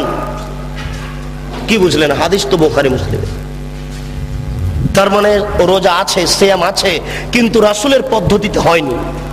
মানে রাসূল বলেন এখন সিয়াম ছেড়ে দাও, এখন আর নেকির কাজ নেই, আমাকে মানতে হবে, এটা হলো নেকি, আমাকে মানতে হবে, এটা নেকি। বেশি ইবাদতের নাম নেকি নয়, আমার কথা মেনে চলতে হবে, এরই নাম নেকি। বুজুর্গানে দিনের দোহাই দিয়ে ধর্ম চলে না, রাসূল সাল্লাল্লাহু আলাইহি সাল্লামের কথা দিয়ে মাত্র ধর্ম চলে, অন্য মানুষের কথা দিয়ে চলে না। যেখানে যেটুকু পড়বেন, যেখানে যেটুকু করবেন, সেখানে সেটুকু প্রমাণ সহকারে করুন। ইমাম সাহেবকে বলেন, মাওলানা সাহেব আমি তো বাড়িতে ছিলাম না, আমার ছেলে হওয়া 7 দিন পার হয়ে গেছে, তো আজকে আঁকিকে কি করব? তো বলছেন 14 দিনে করেন, 21 দিনে করেন। আপনি খালি একটু বলেন যে ভাই একটু হাদিসটা লিখে বাংলা অনুবাদ করে হাদিসটা ঠিক কি বেঠিক দয়া করে লিখে দিবেন। আমরা তো জেনারেল শিক্ষিত মানুষ, অত কিছু বুঝি না, আপনাদেরকে আমরা মূল্যায়ন করতে চাই। 7 দিন পরে আসুন, দেখুন হুজুর খালি আনছান আনছান করে, হুজুর শুধু কেমন কেমন করে। হুজুরের কাছে লিখিত চেয়েছেন যে এদেশের ধর্মের ব্যাপারে ধার্মিক মিথ্যে ধার্মিককে যদি আপনি ঠেকাতে চান তাহলে লিখিত প্রমাণ চান, সহজে ঠেকানো যাবে, তাছাড়া সহজে ঠেকানো যাবে না। উপস্থিত বৈঠকের দিনই মুসলিম ভাই, মর্মে আরেকটি হাদিস না বললে আগাতে পারছি না। সেই হাদিসটি হচ্ছে এই 3 জন ব্যক্তির দল, 3 জনের এক দল রাসূলের স্ত্রীদের নিকটে আসলো, এসে বলল রাসূল কিভাবে ইবাদত করতেন আমাদেরকে বলো। ফালাম্মা উখবিরু বিহা, যখন রাসূলের ইবাদত পেশ করা হলো, তিনি এই এই ইবাদত করতেন, তখন তারা বলল আইনা নাহনু মিনান নবী সাল্লাল্লাহু আলাইহি সাল্লাম কাদ গাফারাল্লাহু লাহু মা তাকাদ্দামা মিন যামবিহি ওয়া মা তাআখারা। আমরা কোথায়, রাসূল কোথায়? রাসূলের আগের পাপ, পরের পাপ, ছোট পাপ, বড় পাপ সব ক্ষমা করা হয়েছে, আমাদের তো আর ক্ষমা করা হয়নি। রাসূল অল্প ইবাদত করলেই চলে, আমাদের চলে না, আমাদের একটু বেশি করতে হবে, আমাদের এনা আমাদের বেশি করতে হবে। রাসূলের সমান ইবাদত করলে চলবে না। 3 জনের একজন বলল আম্মা আনা উসাল্লি লাইলা আবাদ, আমি সারা রাত্রি সালাত আদায় করব, ঘুমাবো না। অপরজন বলল আনা আসুমুন নাহারা লা উফতির আবাদ, আমি প্রতিদিন সিয়াম পালন করব, কোনোদিন সিয়াম ছাড়বো না। অপরজন বলল ফালা আতাজাওয়াজ, আমি বিবাহ করব না, বিবাহ করলে সাংসারিক ঝামেলা আসবে, ছেলে মেয়ে হবে, টাকা পয়সার সমস্যা লাগবে, ওই ঝামেলাই বাদ। এখানে কথার মধ্যে আর একটা কথা এসে ঢুকেছে, মনে কিছু নিয়েন না। ছেলে কম নিলে ইহকালে একটা লস, পরকালে একটা লস। আজকের যিনি সভাপতি ইনি জ্ঞানী গুণী মানুষ, এই জন্য আমার অন্তরটা খুব খুশি। আজকে আমাকে কথা বলতে খুব ভালো লাগছে, কেননা আমার কথাগুলি তার মুখস্থ আছে, তিনি একজন সুপণ্ডিত মানুষ। শুনুন, আল্লাহর নবী বলছেন সন্তান কম হলে 2টা লস, যত সন্তান বেশি হবে টাকা পয়সা বেশি হবে। আল্লাহ বলেছেন, নবীও বলেছেন, সন্তান আদি বেশি হলে টাকা পয়সা বেশি হবে, এটাই আল্লাহর বিধান। সন্তান কম হলে টাকা কম হবে, ইহকালীন লস। পরকালীন লস। আল্লাহর নবী বলেছেন কোন বাচ্চা ছেলে যদি মারা যায় তাহলে বিচারের কাঠগড়াতে বাপের এই কাপড় ধরে নিয়ে বলবে আল্লাহকে, আল্লাহ আমার বাপ মাকে জান্নাতে না দেওয়ার পূর্ব পর্যন্ত আমরা জান্নাতে যাব না। বাচ্চা বেঁকে বসবে। বুখারী মুসলিমের হাদিস। বাচ্চা বলবে আমার পিতা মাতাকে জান্নাতে দেন তারপরে। এখন আপনার ছেলে মেয়েই তো মাত্র দুইটা, কয়জন মরে কয়জন থাকে? আপনারা কিন্তু 8-10 ভাই বোন সবাই যত এখানে আছেন সবাইকে যদি বলে আপনারা কয়জন, তো কেউ বলবেন 5, 7, 8, 10 এরকম। আর আপনার কয়টা? 2টা 3টে। তাহলে কয়জন মরে কয়জন থাকে? লস এখানে হচ্ছে। হে উপস্থিত বৈঠকের দিনী মুসলিম ভাই বোন, রাসূলের পদ্ধতিতে সালাত আদায় করুন। তিনি বলেন সাল্লু কামা রাআইতুমুনি উসাল্লি, তোমরা সালাত আদায় করো যেভাবে আমাকে সালাত আদায় করতে দেখছো। আল্লাহু আকবার বলে সালাত শুরু করবেন। সালাত শুরু করার সময়তে দুই পায়ের মাঝে অর্ধ হাত 1 বিঘত মতো ফাঁক থাকবে। স্পষ্ট হাদিস দ্বারা প্রমাণিত নয়। পাশে আর একজন দাঁড়ালে পায়ে পা মিলিয়ে দাঁড়াতে, ভারসাম্য বজায় রাখতে যতটুকু দুই পায়ের মাঝে ফাঁকা রাখতে হয় ততটুকু রাখতে হবে। কিন্তু ওরা বলেছে, ওই যে যারা বলেছে ভোট দাও বুবু জান্নাত পাবা বুবু, ওরা যে বলেছে বুবু ভোট দাও, ওরা কিন্তু বলেছে যে দেখো দুই পায়ের গোড়ালি এভাবে লাগিয়ে রাখিও। কেন লাগিয়ে না রাখলে লজ্জা স্থানের যোগাযোগ মাটির সাথে থাকবে। নাউজুবিল্লাহ, বড় নোংরা কথা বলেছে। সাবধান, মহিলা পুরুষ একই ব্যাপার। ভারসাম্য বজায় রাখার জন্য দুই পায়ের মাঝে যতটুকু ফাঁকা রাখা প্রয়োজন ততটুকু ফাঁকা রাখবেন। আল্লাহু আকবার বলে হাতের আঙ্গুলি জমা জমা করে কাঁধ সামনাসামনি, কাঁধের লতি সামনাসামনি হাত উঠাবেন। এইভাবে থুতনির নিচে নিয়ে আসবেন না, কান ধরবেন না। একাধিক সহিহ হাদিস কাঁধ সামনাসামনি। এই আল্লাহু আকবার বলে ডান হাতের কবজি বাম হাতের কবজির উপরে রাখবেন। আল্লাহু আকবার বলার পূর্বে কোনো শব্দ চলবে না। সশব্দে নিয়ত করলে আল্লাহ রাসূলকে অপমান করা হবে। সশব্দে নিয়ত করলে আল্লাহ রাসূলকে উপেক্ষা করা হবে। আল্লাহ রাসূলকে উপেক্ষা করে কেউ আল্লাহকে সন্তুষ্ট করতে পারবে না, এটা ভুল পদ্ধতি। অতএব আল্লাহু আকবার বলার পূর্বে কোনো শব্দ মুখ দিয়ে উচ্চারণ হবে না। জায়নামাজে দাঁড়িয়ে আল্লাহু আকবার বলার পূর্বে কোনো শব্দ মুখ দিয়ে উচ্চারণ হবে না। ডান হাতের কবজি বাম হাতের কবজির উপরে দিতে পারেন, সহিহ হাদিস। আর একটু আগে বাড়িয়ে বাহুর উপরে বাহু দিতে পারেন, সহিহ হাদিস। বুকের উপরে রাখবেন, নাভির নিচে রাখার 3টি হাদিস আছে যা গ্রহণীয় নয়। অতএব বুকের উপরে রাখুন। আপনি বলুন আল্লাহুম্মা বাঈদ বাইনি ওয়া বাইনা খাতায়ায়া কামা বা'আদতা বাইনাল মাশরিক ওয়াল মাগরিব। হে আল্লাহ, তুমি আমাকে আর আমার পাপকে অত দূরত্বে রাখো পূর্ব এবং পশ্চিমকে তুমি যত দূরত্বে রেখেছো। পূর্ব এবং পশ্চিম যেমন লক্ষ লক্ষ মাইল দূরত্ব রয়েছে, তুমি আমাকে আর আমার পাপকে অত দূরত্বে রাখো। আল্লাহুম্মা নাক্কিনি মিনাল খাতায়া কামা ইউনাক্কা সাওবুল আবিজু মিনাদ দানাস। হে আল্লাহ, তুমি আমার পাপকে ধুয়ে পরিষ্কার করে দাও যেমন ভাবে সাদা কাপড়কে ময়লা থেকে ধুয়ে পরিষ্কার করা হয়। আল্লাহুম্মা গসিল খাতায়া বিল মাই ওয়াস সালজি ওয়াল বারাদ। হে আল্লাহ, তুমি আমার পাপকে ঠান্ডা স্বচ্ছ পরিষ্কার পানি দিয়ে ধুয়ে পরিষ্কার করে দাও। আউযু বিল্লাহি মিনাশ শাইতানির রাজিম। মারদুদ বিতাড়িত শয়তান থেকে পরিত্রাণ চাচ্ছি। বিসমিল্লাহির রহমানির রহিম। পরম দাতা দয়ালুর নামে আরম্ভ করছি। আলহামদুলিল্লাহি রাব্বিল আলামিন। বিশ্বজগতের প্রতিপালকের প্রশংসা। আর রহমানির রহিম, তিনি হচ্ছেন পরম দাতা দয়ালু। মালিক ইয়াউমিদ্দিন, তিনি হচ্ছেন বিচার দিনের মালিক। ইয়াকা না'বুদু, একমাত্র তোমার ইবাদত করছি। ওয়া ইয়াকা নাস্তাইন, একমাত্র তোমার নিকটে সাহায্য চাই। ইহদিনাস সিরাতাল মুস্তাকিম, তুমি আমাকে সোজা সঠিক পথ দেখাও। সিরাতাল্লাযিনা আন'আমতা আলাইহিম, ওই পথ তুমি দেখাও যে পথ সহজ সরল সঠিক। যাদের প্রতি তুমি দয়া করেছো অনুগ্রহ করেছো তাদের পথ তুমি দেখাও। গায়রিল মাগযুবি আলাইহিম ওয়ালাজ যালিন, যারা ভ্রান্ত যাদের উপরে তুমি অসন্তুষ্ট হয়েছো তাদের পথ তুমি দেখায়ও না। এরপরে বিসমিল্লাহির রহমানির রহিম, পরম দাতা দয়ালুর নামে আরম্ভ করছি। যে কোনো একটি সূরা। আল কারিয়া, মহা দুর্ঘটনা। মাল কারিয়া, মহা দুর্ঘটনা কি? ওমা আদরাকা মাল কারিয়া। হে নবী, আপনি কি বলতে পারেন মহা দুর্ঘটনা কি? ইয়াউমা ইয়াকুনুন নাসু কাল ফারাশিল মাবসুস, যেদিন মানুষেরা কীট পতঙ্গের নয় বিক্ষিপ্ত হয়ে পড়বে। অতকুনুল জিবালু কালাইহিল মানফুস, যেদিন পাহাড়গুলি ধুলিত তুলার নেই একবারে বিক্ষিপ্ত হয়ে আকাশে উড়ে যাবে। ফাম্মা মান সাকুলাত মাওয়াজিনুহু ফাহুয়া ফি শাতির রাজিয়া, যার নেকির পাল্লা ভারী হবে তার জীবিকা নির্বাহ অতীব সুখ স্বাচ্ছন্দ্যময় হবে। ওয়াম্মা মান খাফফাত মাওয়াজিনুহু ফাউম্মুহু হাবিয়া, যার নেকির পাল্লা হালকা হয়ে যাবে তার থাকার জায়গা হবে অতীব গভীর গহ্বর জাহান্নাম। ওমা আদরাকা মা হিয়া, হে নবী আপনি কি বলতে পারেন গভীর গহ্বর সেই জায়গাটি কি? নারুন হামিয়া, তা হচ্ছে জ্বলন্ত উত্তপ্ত আগুন। এই বলে আল্লাহু আকবার বলে হাত খুলে দিয়ে ওই পর্যন্ত উঠাবেন। হাতের আঙ্গুল জমা জমা থাকবে, আঙ্গুলের মাথা আকাশমুখী থাকবে, আঙ্গুলের তালু পশ্চিমমুখী থাকবে। এই বলে আপনি রুকুতে চলে যাবেন। হাত দুটি রডের মতো সোজা হয়ে থাকবে, আঙ্গুলগুলি খোলা খোলা থাকবে, কোমর থেকে সামনের ওজন হাতের উপরে থাকবে। হাত দুটি রডের মতো সোজা হয়ে থাকবে, আপনার এই কোমর থেকে এই সামনের অংশ একেবারে সোজা হয়ে থাকবে। এই পিঠের লম্বা হাড়, মাথা উঁচুও হবে না মাথা নিচুও হবে না।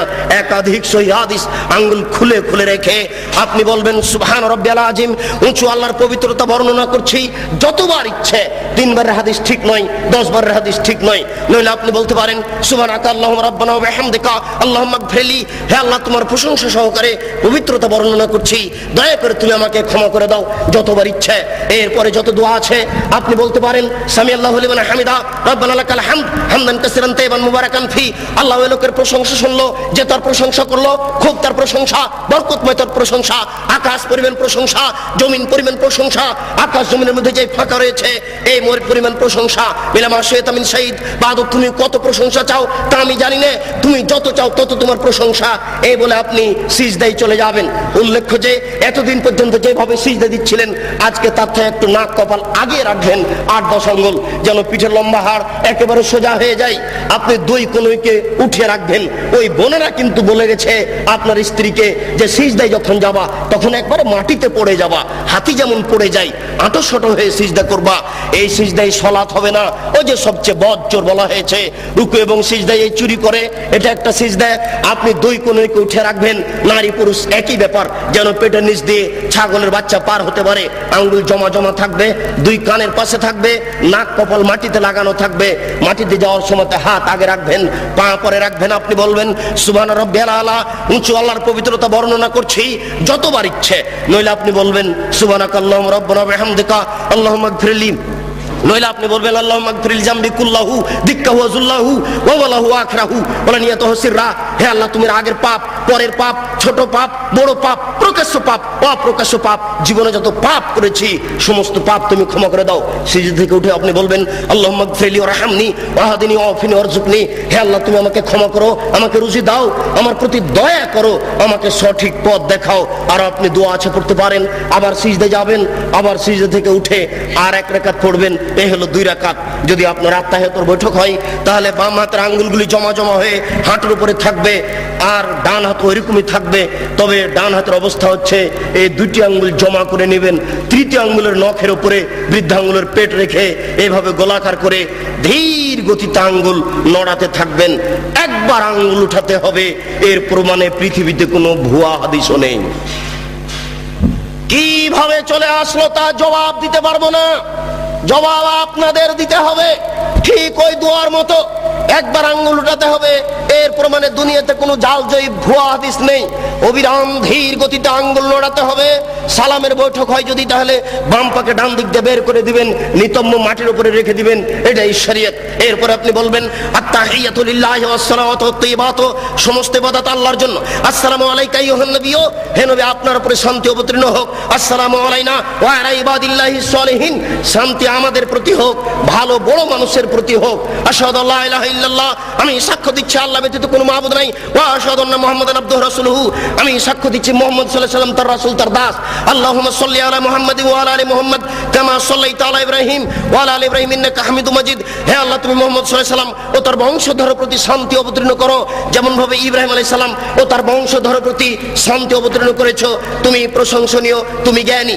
আল্লাহুম্মা বারিক আলা মুহাম্মাদিন ওয়া আলা আলি মুহাম্মাদ কামা বারাকতা আলা ইব্রাহিম ওয়া আলা আলি ইব্রাহিম ইন্নাকা হামিদুম মাজিদ। হে আল্লাহ তুমি মুহাম্মদ সাল্লাল্লাহু আলাইহি ওয়াসাল্লাম ও তার বংশধরের প্রতি প্রতি বরকত নাজিল করো, যেমন ভাবে ইব্রাহিম আলাইহিস সালাম ও তার বংশধর প্রতি বরকত নাজিল করেছো। তুমি প্রশংসনীয়, তুমি জ্ঞানী। আল্লাহুম্মা ইন্নী যালামতু নাফসি যুলমান কাসীরা, হে আল্লাহ জীবনে খুব পাপ করেছি, ফাগ ফেলি, দয়া করে আমাকে ক্ষমা করে দাও। মাগফিরাতাম মিন ইনদিক, ক্ষমা একমাত্র তোমার পক্ষ থেকে হয়ে থাকে। ওয়ারহামনি ইন্নাকা আনতাল গাফুর রহিম, তুমি যে দয়াশীল, তুমি যে ক্ষমাশীল, তুমি দয়া না করলে, তুমি ক্ষমা না করলে আমাকে কে ক্ষমা করবে? আল্লাহুম্মা নাউযু বিকা মিন আযাবি জাহান্নাম, আমি তোমার নিকটে জাহান্নামের শাস্তি থেকে বাঁচতে চাচ্ছি। ওয়া নাউযু বিকা মিন আযাবিল কবর, তোমার নিকটে কবরের শাস্তি থেকে বাঁচতে চাচ্ছি। ওয়া নাউযু বিকা মিন ফিতনাতিল মাসিহিদ দাজ্জাল, আমি দাজ্জালের ফিতনা থেকে তোমার নিকটে বাঁচতে চাচ্ছি। আল্লাহুম্মা নাউযু বিকা মিন মাসাবাল মাগরাম, কর্জ বড় পাপ থেকে তোমার নিকটে বাঁচতে চাচ্ছি। আসসালামু আলাইকুম রাহমাতুল্লাহ, আসসালামু আলাইকুম রাহমাতুল্লাহ। এই সংক্ষিপ্ত সালাত আপনি সালামের পূর্বে আরো কিছু বলতে পারেন। সময় সংকীর্ণ বলেই আমি শেষ করতে যাচ্ছি। শেষে একটু লাস্টটা রেখেছেন, অনেক দোয়া আগে হয়েছে, এরপর আপনি বলছেন আল্লাহুম্মা গফির লাহু, আল্লাহ তুমি দয়া করে একে ক্ষমা করে দাও। আরহামহু, তুমি এর প্রতি রহমত নাযিল করো। ওয়াফিহি, তুমি একে মাফ করো। ওয়াফি আনহু, তুমি এর প্রতি নিরাপত্তা অবতীর্ণ করো।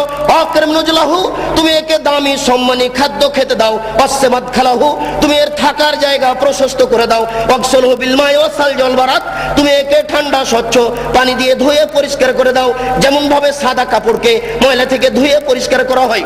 আবদালহু দারান খায়রান মিন দারিহি, দুনিয়াতে যে বাড়ি ছিল তার চেয়ে সুন্দর বাড়ি দাও। আহলান খায়রান মিন আহলিহি, দুনিয়াতে যে পরিবার ছিল তার চেয়ে সুন্দর পরিবার দাও। ওয়া জাওজান খায়রান মিন জাওজিহি, দুনিয়াতে যে স্ত্রী ছিল তার চেয়ে সুন্দর স্ত্রী দাও। আবদালহু আদখিলহুল জান্নাহ, তুমি একে জান্নাতে প্রবেশ করিয়ে দাও। ওয়াজু মিন আযাবিল কবরে, তুমি একে কবরের শাস্তি থেকে রক্ষা করো। ওয়া মিন আযাবিন নার, তুমি একে জাহান্নামের শাস্তি থেকে রক্ষা করো। আল্লাহুম্মা গফির লিহাইয়িনা, যারা আমাদের জীবিত তাদের তুমি ক্ষমা করে দাও। ওয়া মাইয়িতিনা, যারা আমাদের মারা গেছে তাদের তুমি ক্ষমা করে দাও। ওয়া শাহিদিনা, যারা জানাজায় উপস্থিত হয়েছে তাদের তুমি ক্ষমা করে দাও। ওয়া গায়েবিনা, যারা জানাজায় উপস্থিত হতে পারেনি তাদের তুমি ক্ষমা করে দাও। ওয়া সাগীরিনা, যারা আমাদের ছোট তাদের তুমি ক্ষমা করে দাও। ওয়া কাবীরিনা, যারা আমাদের বড় তাদের তুমি ক্ষমা করে দাও। ওয়া যাকারিনা, যারা আমাদের পুরুষ তাদের তুমি ক্ষমা করে দাও। ওয়া উনসানা, যারা আমাদের মহিলা তাদের তুমি ক্ষমা করে দাও। আল্লাহুম্মা মান আহয়াতাহু মিন্না ফাইরিল ইসলাম, হে আল্লাহ তুমি যদি আমাদের কাউকে জীবিত রাখো তাহলে মুসলমান করে জীবিত রাখো। ওমান তাওফাইতাহু মিন্না ফাতাওফাহু লিল ঈমান, আল্লাহ তুমি যদি আমাদের কাউকে মারতে চাও তাহলে ঈমানদার করে মারো। আল্লাহুম্মা লা তাহরিমনা আজরাহু ওয়া লা তাফতিননা বাদা, আল্লাহ এই লোকটা মরে যাওয়ার কারণে আমরা দুঃখিত হয়েছি, এই কারণে তুমি আমাদের নেকি দান করো, তুমি আমাদের বিপদগামী করো না। আসসালামু আলাইকুম রাহমাতুল্লাহ, আসসালামু আলাইকুম রাহমাতুল্লাহ। আলোচনার প্রবৃত্তি। হে উপস্থিত বৈঠকের দিনই ভাই, আপনার যদি সোচ্চার না হন তাহলে দেশের মিথ্যা বক্তব্য, মিথ্যা তাফসির, মিথ্যা হাদিস ঠেকানো যাবে না। এই দেশের মাটিতে প্রায় 3 লক্ষ জাল জৈব হাদিস আছে, লক্ষ লক্ষ মিথ্যা তাফসির আছে। এই দেশের মাটিতে আমার বুঝ অনুপাতে শতকরা 95 জন বক্তা মিথ্যুক আর শতকরা 98 জন মুফাসসির মিথ্যুক। আপনারা সোচ্চার হন, আমাদের পরামর্শ দেন, আমরা আপনাদের কাছে সঠিক কথা পেশ করার চেষ্টা করি। 12 মাস দিন প্রচার করার চেষ্টা করি, সিজনাল প্রচার ছেড়ে দিয়ে, নইলে আমাদেরও পরকাল হারাবে, আপনাদেরও হারাবে। সাথে সাথে যেভাবে সালাতের কথা বললাম সেভাবে আপনারা আদায় করার চেষ্টা করুন। প্রতিপালক তুমি বড় দয়াশীল, তুমি বড় ক্ষমাশীল, তুমি বড় রহমতশীল, তোমার বড় রহমতের আশা দাঁড়িয়ে বলছি, তার যে আমাদের মারা গেছে তাদের তুমি ক্ষমা করে দাও। যারা আমরা অসুস্থ তাদের তুমি আরোগ্য দাও। যারা আমরা বেঁচে আছি নারী পুরুষ তাদেরকে তোমার রাসূলের পদ্ধতি অনুপাতে চলার তৌফিক দান করো। এ দাবি, এ দাওয়া, এই দোয়া তোমার দরবারে রেখে আজকের সংক্ষিপ্ত আলোচনা এখানে শেষ করলাম। সুবহানাকা আল্লাহুম্মা ওয়া বিহামদিকা আশহাদু আল্লা ইলাহা ইল্লা আনতা আস্তাগফিরুকা ওয়া আতুবু ইলাইক। আসসালামু আলাইকুম ওয়া রাহমাতুল্লাহ।